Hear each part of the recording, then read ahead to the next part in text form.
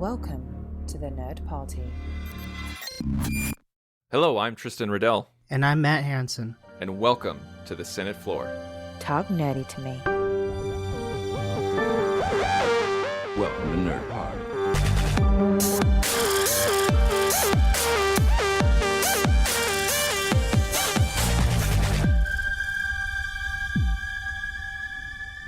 Episode 47 of the Senate floor. Thank you guys for everything that you do for us. I know I open every single show that way, but I really do mean it. You guys are coming out in full force.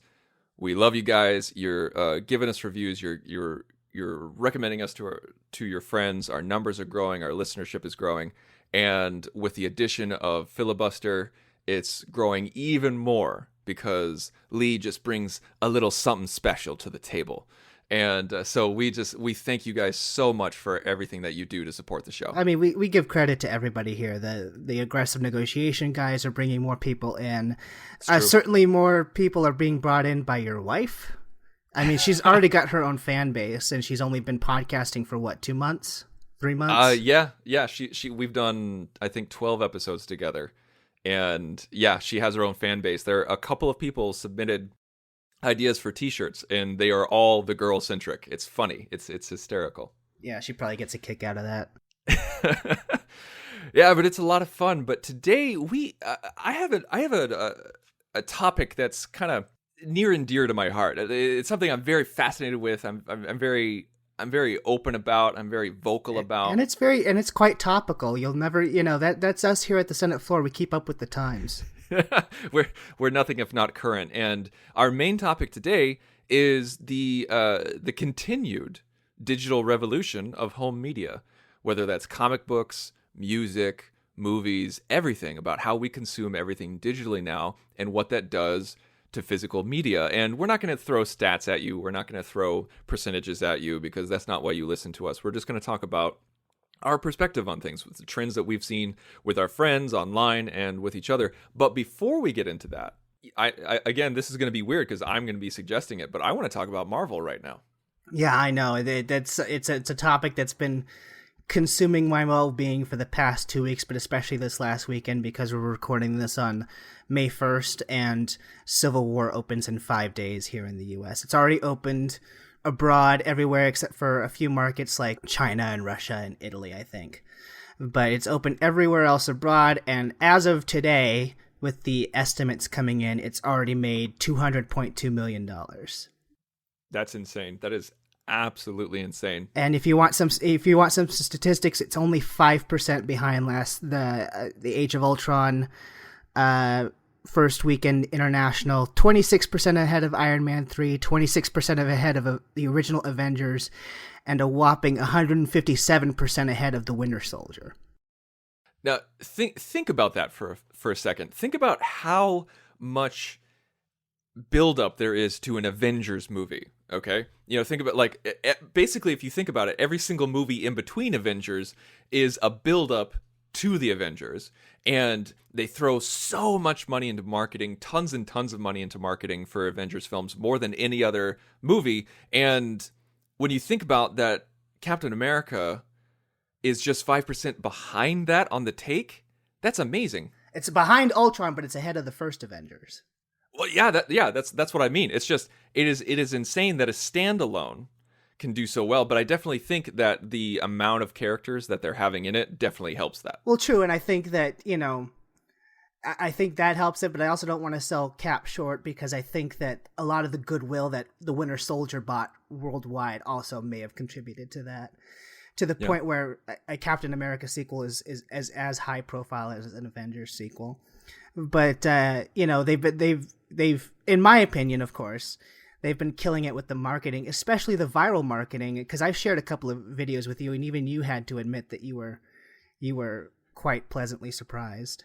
Oh, I hate it when you phrase things like that. Even you have to admit. I respect Marvel's marketing and Disney's marketing very much. I myself am in marketing, and I can recognize good marketing when I see it. And I hardcore want a job with Disney now because what they are doing is so on point with Captain America Civil War. And sometimes they don't even need the clips from the movie to do it. Like, I think your favorite one so far has been the Chris Evans versus Robert Downey Jr. for the donut video.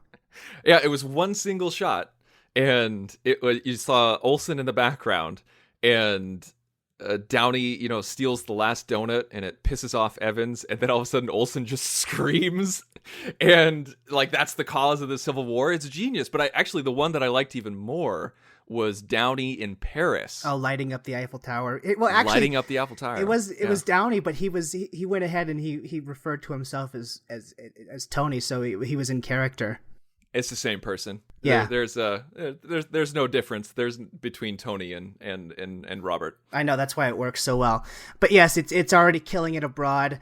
So far, Tristan knows how much I stress over this, but so far with 90 reviews in on Rotten Tomatoes, it's sitting at a 94% certified fresh.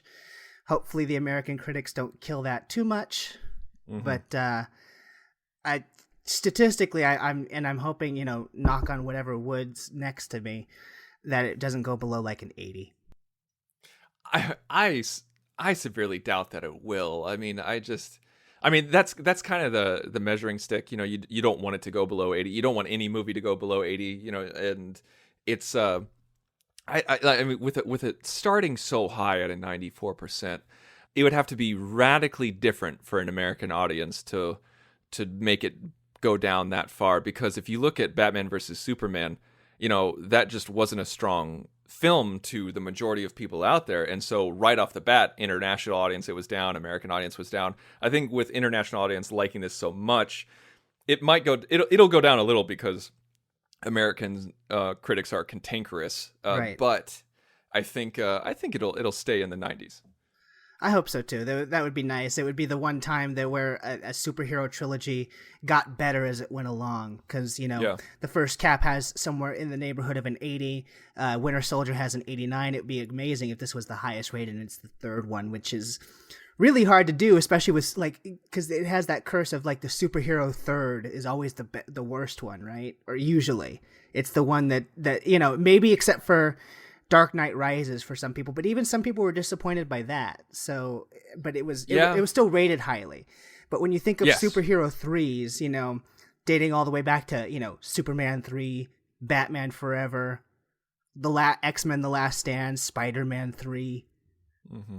It's always kind of been like that. The third one is the weak link. And John Mills would agree with you about Blade. Blade Trinity was I liked it, and he hates that I like it. But yeah, it's I never really noticed that before. But yeah, you're right. I mean, like we're moving beyond trilogies now. Like it was, when we were kids, I remember hearing it's gonna get a sequel, and that was so common. It was you had a standalone for a long time, and then you had the first one and a sequel. Like if it was good enough, quote unquote, it was going to get a sequel. And then you had a double pack for a lot of movies. And then we started getting into the trilogy era. And then all of a sudden it became standard for people when they became a part of a franchise. They're like, oh, you're signing a trilogy deal. You want to be a part of Star Trek? You sign a trilogy deal. You want to be a part of Star Wars? You sign a trilogy deal. And now we're moving beyond that. Yeah, I mean, for example, these Marvel guys, I think Chris Evans said when he first signed, he was committing to 6 pictures. That's amazing. That's insane. Like they're in television, it's not, you can't sign more than a 6-year contract.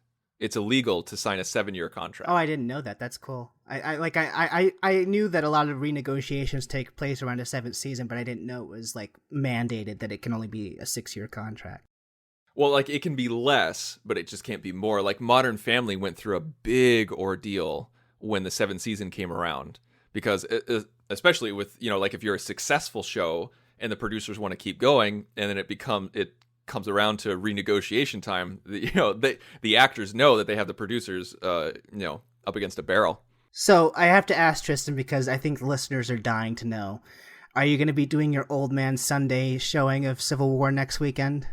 I just bought my tickets for 9:30 in the morning on Sunday. And it's amazing. Yeah. And I got the seats I wanted. So, shall I tell you how I'm going to watch Civil War for the first time? Yes, but hold on to that for a second because I want to talk about something, and I'm sure that several other people can relate to this.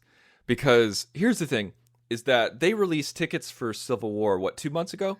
It was when that last trailer was released with Spider-Man. So yeah, that was at the beginning of March. Okay, so about 2 months ago. And I immediately, everybody knows that my wife, the girl, is not a Marvel fan, but she liked Winter Soldier. I went to a friend of mine who lives in town, because I really pretty much only have one friend in the area. And he said that, I asked him 2 months ago, I was like, hey, you want to go see Civil War? He's like, yeah, sure. Is it this weekend? I go, no, it's in 2.5 months. And he's like, why on earth? He's like, I don't know where I'm going to be. I don't know if I'm going to be able to make it in 2.5 months. And I was like, why not? If we make the plans now, then you know exactly where you're going to be. And then just yesterday, and I hope he's listening to this because he listens to our show. Benjamin, I'm calling you out.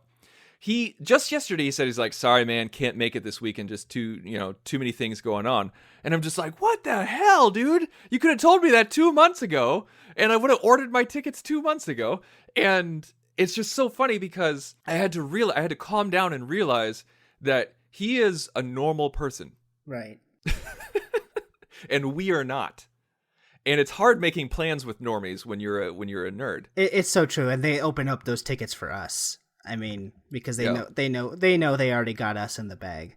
But yeah, shall I tell you how I'm going to watch Civil War? Yes. Sorry, I had to get that off my chest. I want to know your Civil War routine. Okay, so since I am going back to school, listeners, this August, I'm going to law school for, I don't know if I've mentioned that on this podcast, but I will Soon you will be Matthew Henson Esquire. Yes, that would be fantastic. But, soon enough, that means I won't be having income. I'll have to go back to school. So, every time one of these big Avengers or event movies comes out, of course, theaters put on marathons for the hardcore fans where you pay like a set amount of money and you go in and they show you all the films and then they end with the new one. And so I thought, you know what? There's no bigger movie that I've been anticipating for the last 2 years. I would dare say, as excited as I was, and you can go back and listen to it, to our old shows, as excited as I was for Age of Ultron, I would say I'm even more excited for this one, especially with, fingers crossed, the good reception that it's getting so far. So I thought, you know what? I'm never going to get this chance again because I simply won't have the money or the time. And so I plunked down my money, and on Thursday, May 5th, the day before it comes out, I am going to the Ultimate Captain America Marathon, as it's called, where I get to see First Avenger, Avengers, Winter Soldier, Age of Ultron, and then we end with Civil War. So basically all the movies that Cap has been in. Mm-hmm. Starts at 8:45 in the morning. I'm even sacrificing beauty sleep so that I could go this early. And I went full hardcore. I took Thursday and Friday off of work. I used personal days. So that way I could, because I don't think you understand. I'm not just planning to see this once that weekend because that would be madness. Oh yeah, that's insane. Just yeah, once. no, yeah. That's crazy talk. So no, not settled for once. I'll probably see it because I think it's gonna start in the neighborhood of like 7:00 that night. I could be wrong, but that's what I'm guesstimating.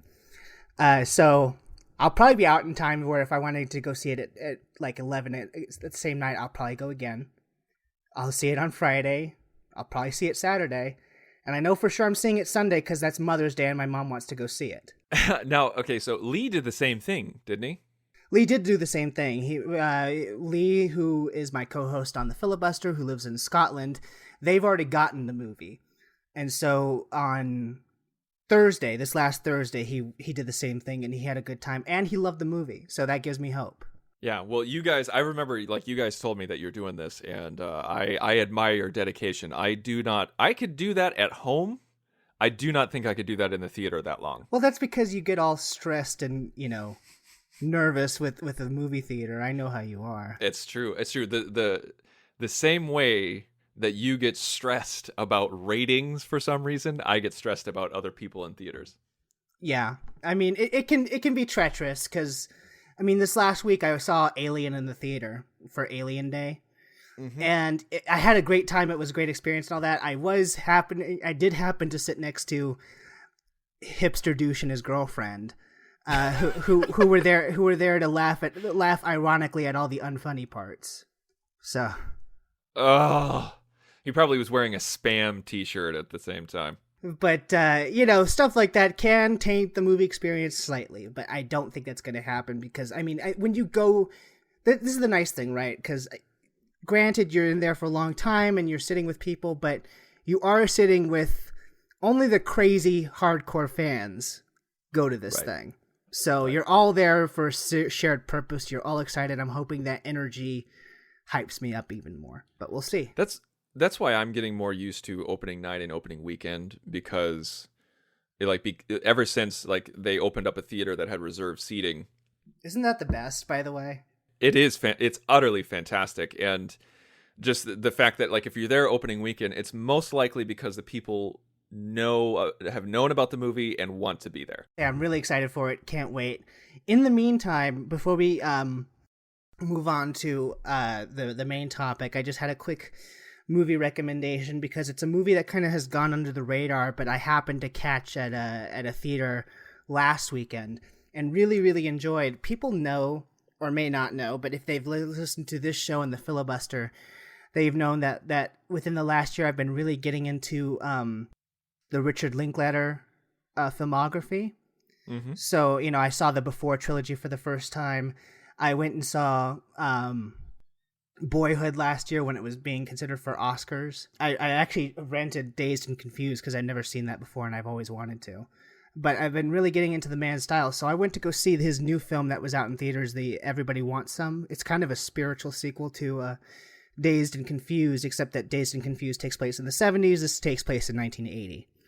And it's concerning a bunch of college guys in a baseball fraternity the first week of college in the summer of 1980. And I really ended up enjoying myself. I can't give you a plot because the one thing that Linklater films get criticized for, but I really don't mind, is that they're not so much plot-driven movies as they are just an examination of characters within a certain time span. You can say that. You could say that for Dazed and Confused. You could say that for Boyhood. You could say that for the Before films. It's not like it's things happen to the characters. It's just watching the character for 2 hours or however long the movies are supposed to take place for. But that being said, I really enjoyed myself, and I think part of it was I like period films, and I like that period especially. I mean, part of the reason why I think I enjoyed, and you're a fan of this too, Tristan, part of the reason I think I enjoyed watching that 70s show is because it takes place in a period that I like. I really like the 70s. And I like I like the 80s too. But just, and they go for it. They really go for that authentic feel, and I really enjoyed that. And the characters, they're Linklater characters, but Linklater characters I think are very interesting. Flawed, for sure, but interesting, and they feel human. And so even though I wasn't a baseball fraternity guy in college, I knew people who were like that. And so, I was able to connect with it. I very much enjoyed myself. It's in a limited release, so it could be hard to find, but if it's playing near you and you like Richard Linklater, check it out. I really had a good time with it. Have you seen his animated work? Have you seen Waking Life or A Scanner Darkly? No, I have not. You should give those a try, because Waking Life is very existential. It's very out there, and it's about dreaming and people discussing about what is dreams, and you have different characters in almost every single scene. I know that I've heard in Waking Life you have a Before Sunrise section with Julie Delpy and Ethan Hawke.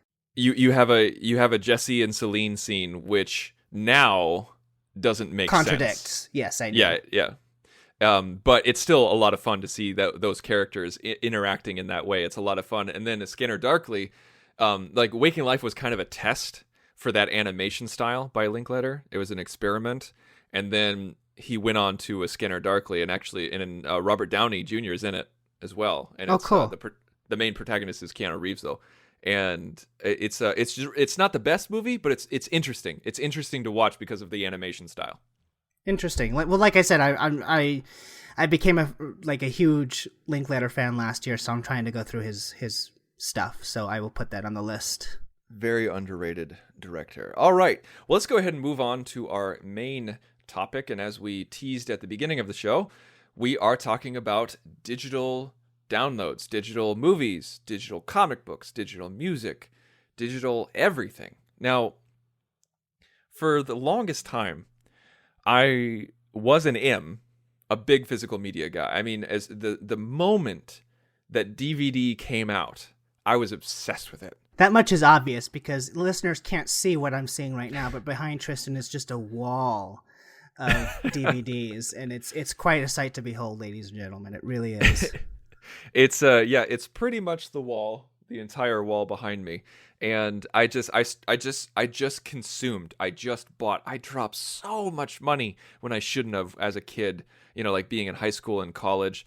And I remember, like when I went to study in Los Angeles, I was just I came once I moved back home, I had a stack like from the floor to my waist of movies that I bought in that time, and my dad was just shaking his head. He's like, why, how did you buy this much? And there's a huge store called Amoeba in Los Angeles that's a used record store and a used movie store, and so I just got them for dirt cheap.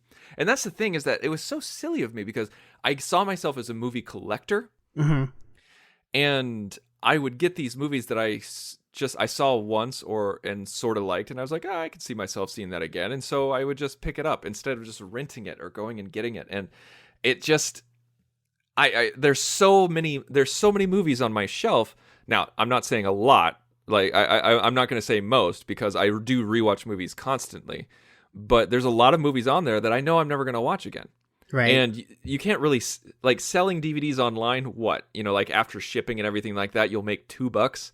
It's just not worth it to me. And plus, I'm one of those people that, even though I know I'm probably not going to watch a movie for a while, I want to know that I have that option to watch it. It's just, there's something about that that's comforting, that, like, should the occasion ever arise, I know I can go to my closet and get it. 100% agreeing with you, because I don't like being reliant on internet. I don't like being reliant on another service that's out there that could be down, or I could have problems with my internet, or for some reason that movie's not available at that time, or there's some sort of issue. Or if it's back in the day, Tristan, you go to the Blockbuster or the store and someone has already rented it. Yeah, you go there specifically for that movie and you're like, crap, they don't have any more copies. Why didn't you get more copies, Blockbuster? But the thing is that the reason why we're bringing this up is because, like, we're both big physical media guys, but as we all know, they started packaging digital downloads on with your physical media purchase. So you could get the Blu-ray, and that Blu-ray comes with a DVD, and it also comes with a digital download, whether it's for digital HD or iTunes. The beauty of that is that it's all stored in one place. Mm-hmm. It's all stored virtually, so it doesn't take up shelf space. Also, you can have people who you can share your account with. True. So I have family members that I can share the account with, so that they can watch my movies whenever they want, even if they're hundreds of miles away. That's a huge benefit. And I don't, like, if I'm really lazy, I don't have to get out of my chair and put in a physical disc. And so, I'm seeing all these benefits. And I the other day, I can't remember when it was, like when exactly it was, but I started thinking, I said, you know what? I'm run out of space. I don't have a big house. I'm running out of wall space. I'm running out of movie space.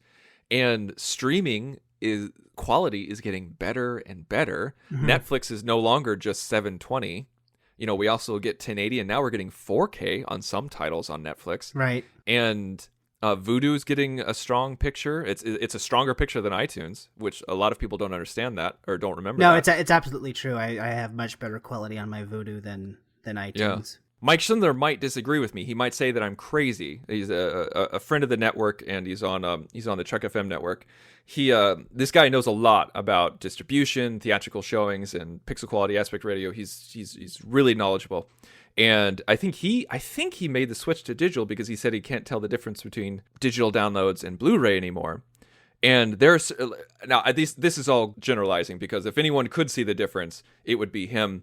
Right. But for me, I still can see the difference in certain titles, but I'm becoming more like him, where it's getting harder and harder to see the difference. And also, Blu-rays are costing $20 most of the time, and if you pre-order a digital download, you could usually get it for about 15. Right.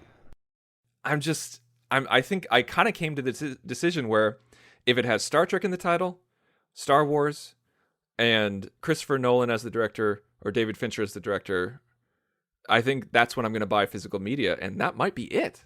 So unless it's an exciting space adventure or depressing movies, that's what you'll buy. Yes, they have to be soul crushing. Yes.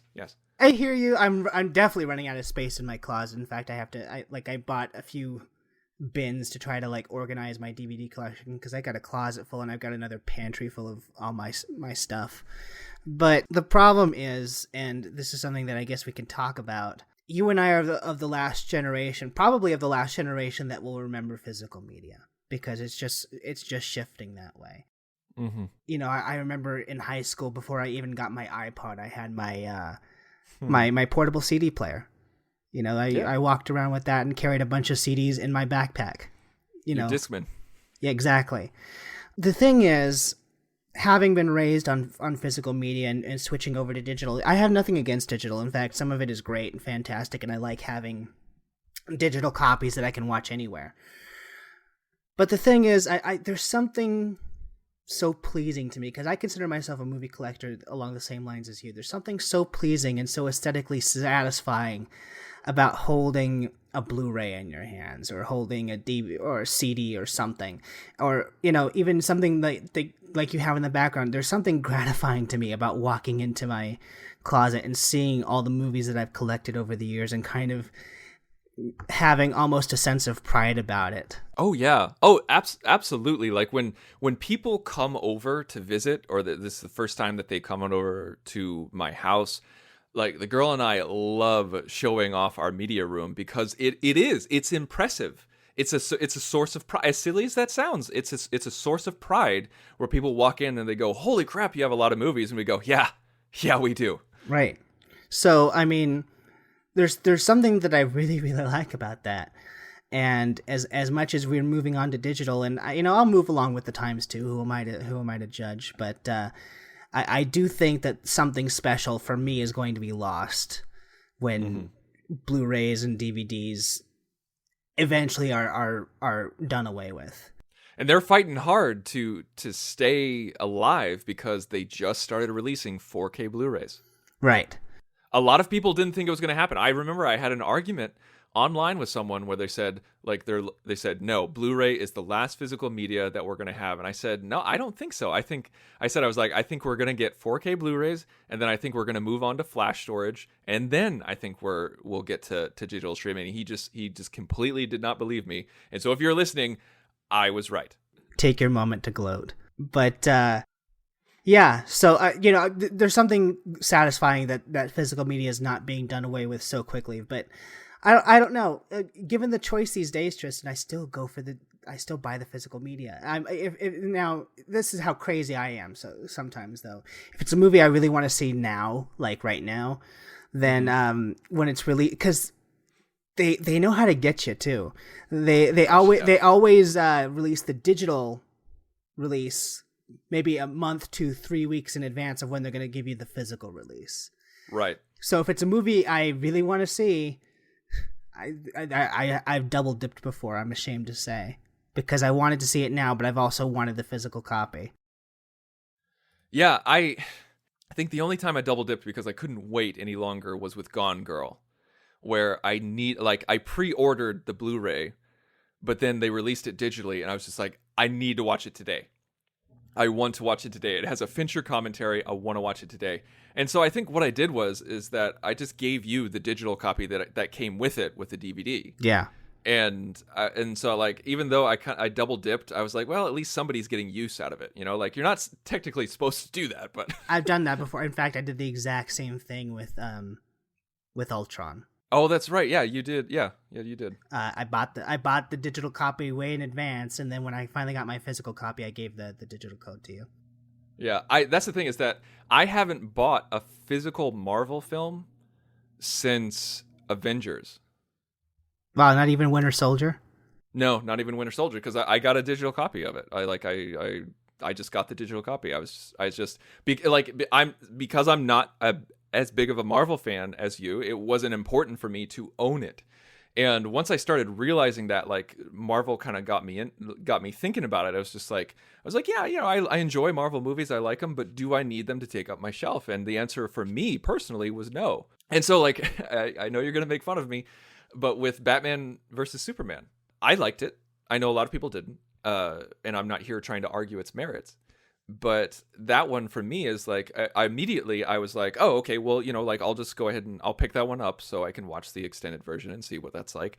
But then I started thinking, I was like, well, do I need a physical version? Because it doesn't meet the criteria that I laid forth earlier in the show: Star Trek, Star Wars, Fincher, Nolan. I don't have a physical copy of Man of Steel. And I'm like, is there going to be a Batman film out there that I don't own on disc? I'm having an existential crisis right now. Yeah. What? No comment? No nothing? No response? No, I'm trying to be nice.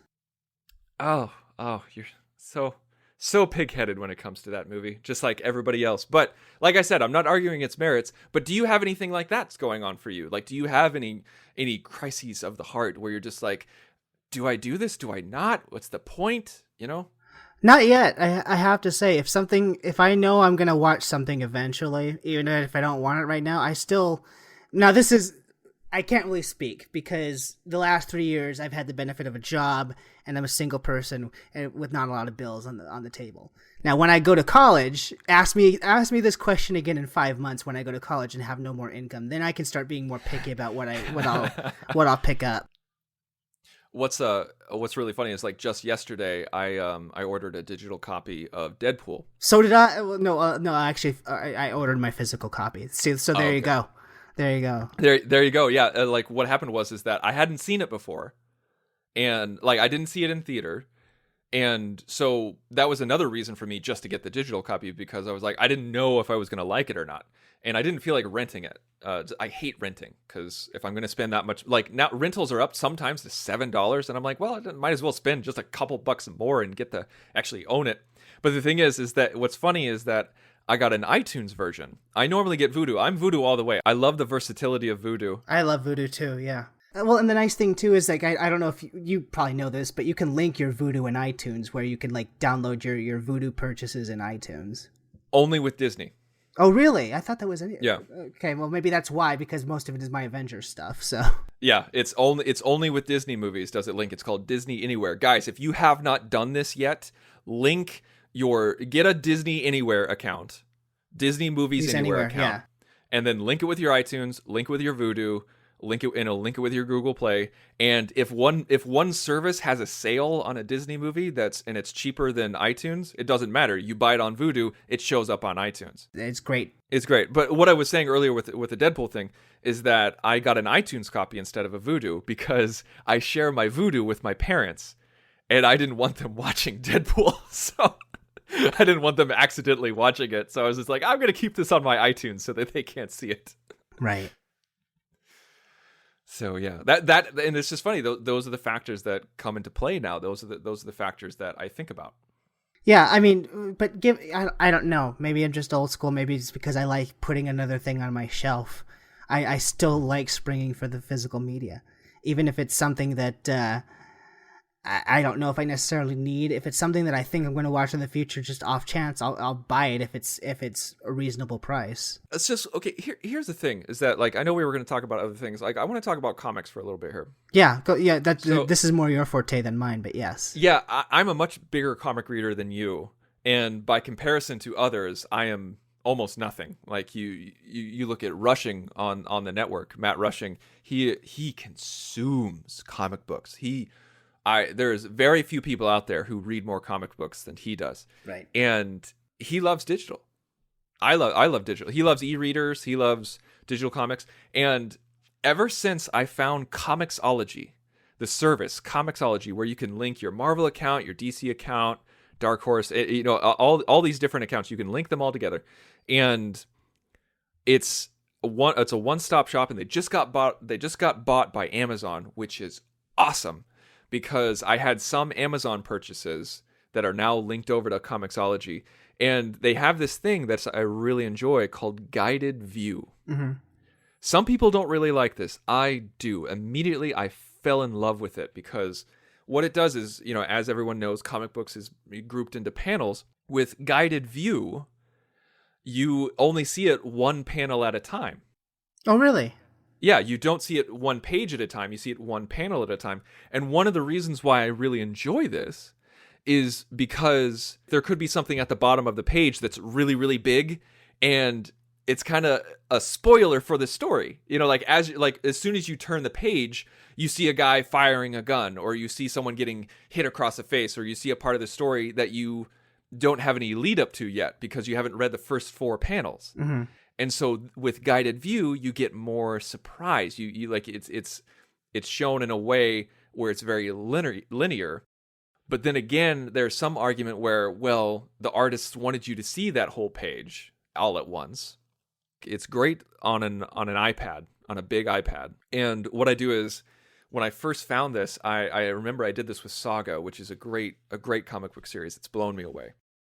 And I can't recommend it enough. You guys, you should check it out. It's a great sci-fi series. So what I did was I hooked up my iPad to my Apple TV. I used it. I sent the image via AirPlay, and I turned on guided view. And so I could see each panel on my huge TV screen. And then I started playing music on Spotify underneath it. And so I was listening to music through my sound system and swiping through the panels, and it felt like my own motion comic. It felt like an animated movie as I was reading it. You gave it its own soundtrack. I gave it its own soundtrack, and it was really cool. I love reading comics that way, and people make fun of me because they're like, "Oh, you just want to watch a movie?" And I'm like, "Yeah, I do." With comics and going digital, do you feel that the because I would guess maybe one of the arguments of retaining physical media for comics is really appreciating the detail and the artwork, but it sounds like you're able to appreciate that still with digital, or do you feel that there's something that's still captivating about holding the comic and seeing the original artwork in the printed page? In printed form, yeah, there is something. It's like holding a physical book against an e-reader. It's all tradition, it's all nostalgia. I think that's really where it comes from, is that when we were kids holding a comic book, we all know that feeling. When we were a kid reading a book, a novel for the first time, we all know that feeling. We all know that smell. And with an e-reader, you don't get any of that nostalgia. You don't get that smell. Everything is the exact same. You don't get the all impressive dust cover. yeah, you don't get a dust cover. And it's and so I get that feeling. Like when people say like, "Oh, I don't like e-readers," or "I don't like this," I get it. I don't criticize. I'm just like, yeah, just go with whatever you like. I think we'll always have books, like physical books. But I think the thing with that is that there's certain comics out there that aren't in HD. Like they don't have an HD scan or an HD transfer. So when you do guided view, like if it's a small panel. Mm-hmm. And you do guided view and it blows it up, the edge definition is gone, it's scratchy, it looks kind of blown up and weird and pixelated. And so it detracts from it and from the experience. And so is that more with like smaller comics, like nothing from the major trades? Yeah, you see it more often in non-DC and non-Marvel. Right. And even then, like if it's Marvel and DC, if it's some of the older stuff that hasn't been rescanned with better technology, you still get that. But the thing is, though, to answer your question about, the artwork. Difference between, artwork, I do like owning physical copies of comic books, but not individual issues. I can't stand having individual issues. So you get those omnibus editions? I get the omnibus, I get the annuals, I get the once they're done with an arc, that's when I'll pick it up. And I've been trying to get all of the Batman classics. Right. Like I've been trying to get like Batman Black and White or Batman Halloween, like Dark Knight Returns, those type of classics. I want to own the best. Right. But if I'm just trying to read it, if I just want to if it's just a casual read, I'll get the e-reader. I'll get the iPad edition on Comixology. But if I want to own it really own it, not just have it in my not have it in my digital library, yeah, it's going to go on the shelf. I mean, obviously I don't read as much comic books as you do, but I did pride myself. There was a time before I started working and having no life that I read a lot of, actual books, like novels. I still have in this closet next to me a whole shelf full of mostly Star Trek books, but some other sci-fi stuff. I haven't switched over to digital yet. I don't have an e-reader per se. I just have my iPhone. I don't even have an iPad yet. I don't know. I don't know if how I would take to it. I guess I would try it, but again, a lot like having the movie collection and being proud of it. There's something about having a shelf full of books that I know I've read, or even like as I'm reading a book currently, just looking at how far I've progressed to the book and being really proud of myself. I don't know why that is, but look how far I've gotten into the book, and I only have 50 more pages to go. Yeah, I that will be the last test for me, is because I've switched over to, I've gotten used to digital streaming for movies. I've definitely gotten used to music, because the iPod is a wonderful invention. But the books I haven't crossed over yet, and I guess that I will see how I take to it. That will be interesting. I'm glad that you brought up music, because there's not much to say there. I mean, like, digital music is king. It's now with music though, I'm a lot like you with movies, where I will mostly buy iTunes. But if it's a band, or if it's artists that I know I love, like it's one of my favorites of all time, I will still go out and buy their CD to support them. That's what I do. Yeah.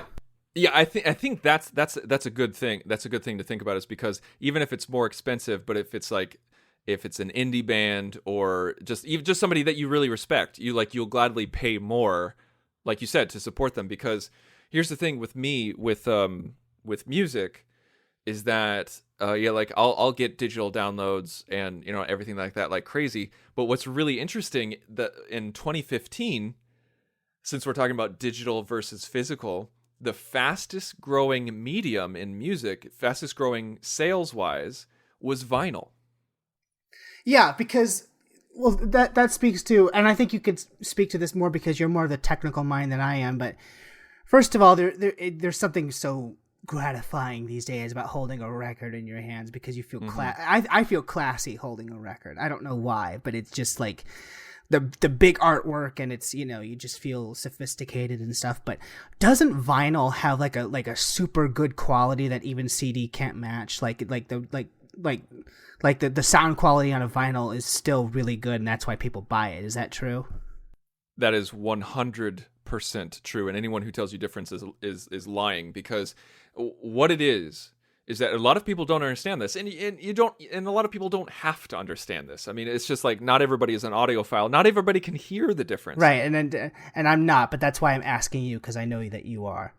Yeah, that's the thing, is that I'm in production, I'm in video and audio production, and so I know what to listen for. And here's the thing, is that whenever you record a session, a modern session, you record it today, you record it digitally, and say you start at 100% quality. Now, this is just a thrown out number. I'm just using it so we can illustrate. Right. Say it's 100% quality when you record. You have a lot of information. When you put it down to CD, you're going down to like 20% of your original quality.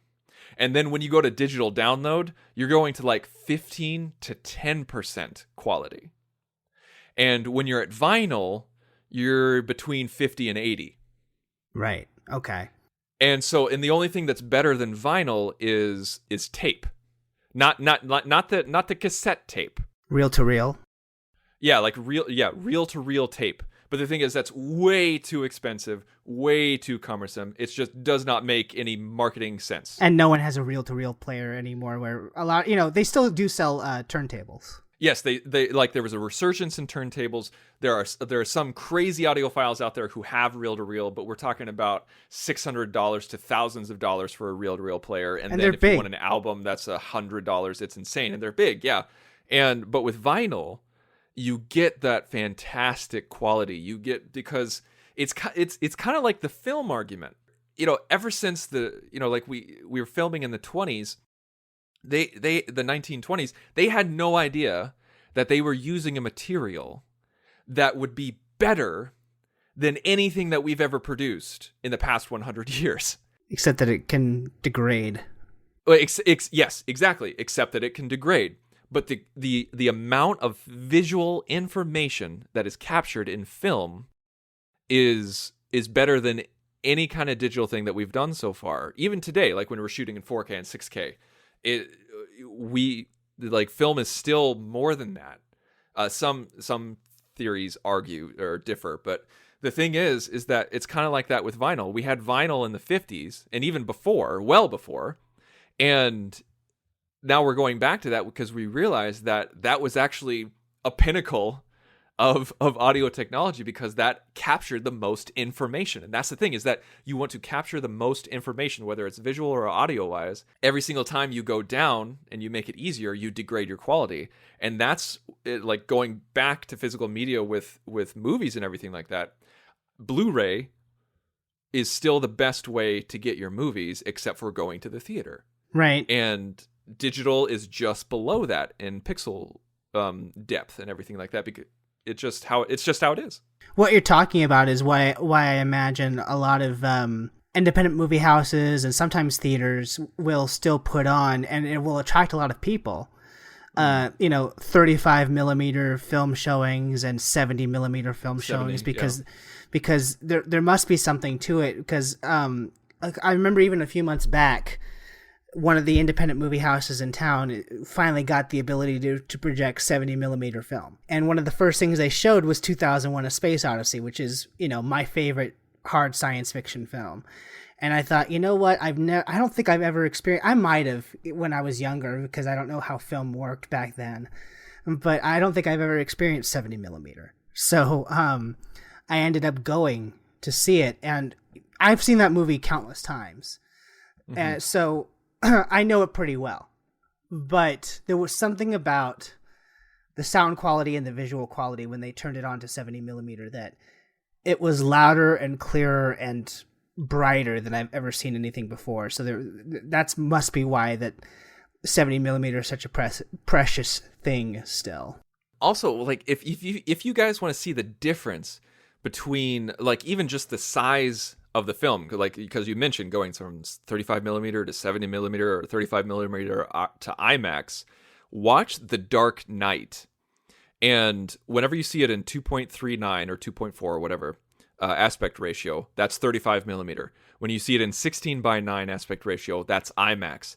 And whenever it switches to IMAX, it is brighter, it is clearer, it is crisper, and it's just absolutely insane that even when you go with something as great of quality as 35 millimeter, and you have Wally, who absolutely knows what he's doing and knows how to shoot on film, and you bring it, like, it just can't compete with the IMAX quality. And it's just so funny because even though it's super quality 35 millimeter, it pales in comparison to IMAX. And some people don't notice the difference, and I don't know how that is. And I think that's where it boils down to, is that for me, it's a quality issue that is slowly turning into a convenience and storage issue. And for you, I think it's like an ownership issue, where when you have a physical DVD, you're like, this is mine. I own this. Right. And when you just have a digital version of the movie, you and I both feel we're just kind of like, are we just leasing this? Is it really mine, or am I just paying for access to it? Well, I think there's a psychology behind it because, I mean, I can't walk by my closet and see my digital copy. You know what I mean? There's something about seeing it there on the shelf. That's true. Actually, I'm really glad you brought that up, because that's something else, is that I own a lot of movies on Vudu, a lot. And some of them I own on DVD, because what you can do with Vudu is that you can put them into your computer, and then Vudu will scan it and say that you recognize that you actually own this movie, and then you can convert it to digital for like a couple of bucks. Or you can actually take it to Walmart and they can do it for you. And so I have a lot of upgraded DVDs where, like, I put in a DVD and it's like, oh, do you, like, for an extra $1, do you want to make it HD? And I go, hell yeah. And so I have a lot of those movies. But the thing is that I don't remember everything that I have in Vudu. I remember every single thing that I have on my shelf, even though I have hundreds and hundreds and hundreds of DVDs on my shelf. I remember every single one of them. But in Vudu, I have a couple hundred, and I can't remember all of them. Right. See, exactly. That it's just, you know, I can remember what I have, but I have so few compared to yours, just because I still prefer that physical media. But yeah, like I said, there's something that I think is special about walking by and seeing what you own. At least for me, you know, I'd be interested to hear what you guys have to say, because yes, Tristan and I are big movie files and we're big collectors, but some people aren't, so they could have a totally different perspective than what we do. But I'd be interested to hear you guys weigh in on this, and I think that's a good place to start wrapping the conversation up. Yeah, I think so too. I was just about to say the same exact thing. We want to know what you guys think. Email us at contact@thenerdparty.com, or you can find us on Twitter. Matt is mhanson0207. I am @theinsanerobin. Tell us what you think. Have you gone all digital? Will you always stay physical as long as they have it? Or do you kind of do half and half like we do? You know, like, tell us what you think. You know, like, is this an overblown argument, or are you very much like the old man, get the hell off my lawn? You know, this digital download's just a phase. Let us know. I really want to know, because, you know, ultimately it's just Matt and I's perspective on things. And so we want to know the larger worldview. So please email us or contact us. And you can also you can go to the website. You can go to thenerdparty.com/contact. And from there, so you can send us an email. And make sure, while you're at thenerdparty.com, make sure to check out our other shows, because we have 2 other shows on the network. We have Aggressive Negotiations, a Star Wars podcast, which is just a great esoteric view of Star Wars, where they ask the questions that that you might not have even thought to ask before. And we also have Nerd Nuptial, which is co-hosted by me and my wife, and we look at married life from a nerd slant. And it's just a lot of fun to do that show. And also, I mean, the Senate Floor is a bi-weekly podcast that shares a stream with Filibuster, which is the other bi-weekly podcast. So you get an episode every single week from this stream. And that it has Lee Hutchison. And you guys are going to be talking Civil War next week. Is that right? That's right. Lee's already seen it. I'm going to see it. So that's definitely what we're talking about next week. This was a fun discussion. I kind of like it. I do wonder, though, when we start hearing from people, if we are going to be the old souls here, because I have a feeling that more people are a lot more comfortable with digital than maybe we are. But it will be very interesting to see. Thank you so much for joining us for this really insightful discussion on the Senate floor. And until next time, if you'll excuse us, I have to go to Best Buy and add at least 3 more to my collection. Coming up next week. There are men laying down their lives. I got no right to do any less than them. I just finally know what I have to do.